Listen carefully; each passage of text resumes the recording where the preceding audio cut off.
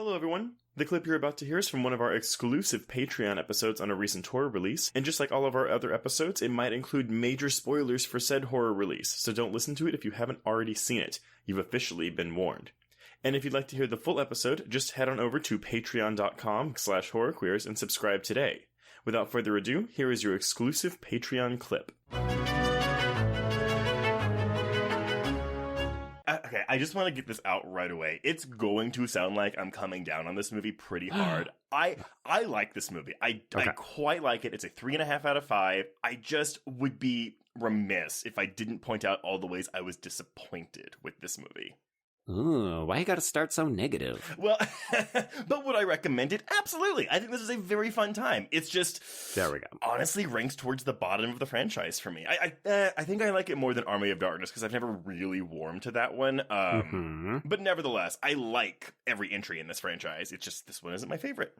Okay, that's fair. And of course, folks, allow us a gentle plug if you're all patrons, so you know how this is going to go, but we are going to discuss the other entries in the franchise in a separate mini-sode, so we're not going to be doing as much compare and contrast in this particular episode. Yeah, I think the most comparing we'll have to do, if anything, is with that 2013 remake, because this does feel the most akin with that film.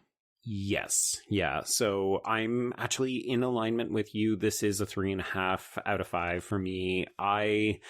I think this is good. I think it's a good time at the theaters, and yet I don't want to say I was left unsatisfied, but the movie ended and I was like, why wasn't this a slam dunk? And part of me thinks that this was a little overhyped. This felt like it was the big horror film of the first quarter of the year.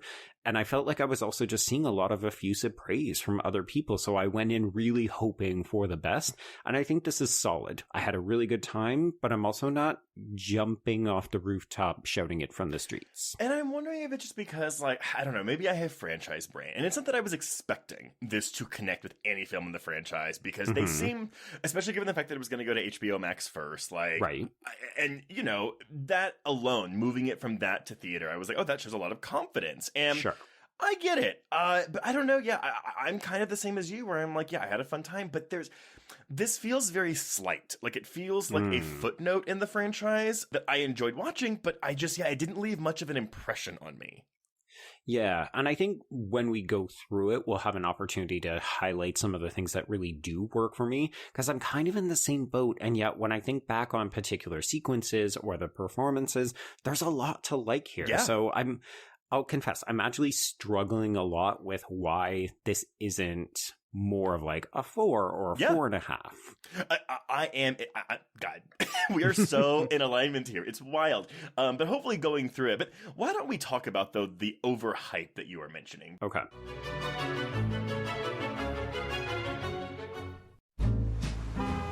Atlas Avenue. A long stretch of road that encompasses everything the city of Kennett Heights has to offer.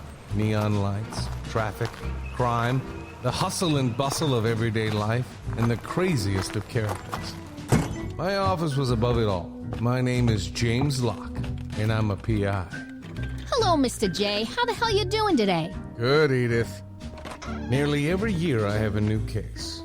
New people to meet, new clues to discover, and new problems to solve. But I do it the old-fashioned way. No technology. Nothing post-1950. Hell, I don't even listen to podcasts, but you should. Atlas Avenue Beat is a spoof of the film noir genre with goofy characters, tons of wordplay, and non-stop raunchy humor. There's also 3 whole seasons out right now with more on the way. Just search for Atlas Avenue Beat wherever you listen to podcasts or visit us online at bloody.fm.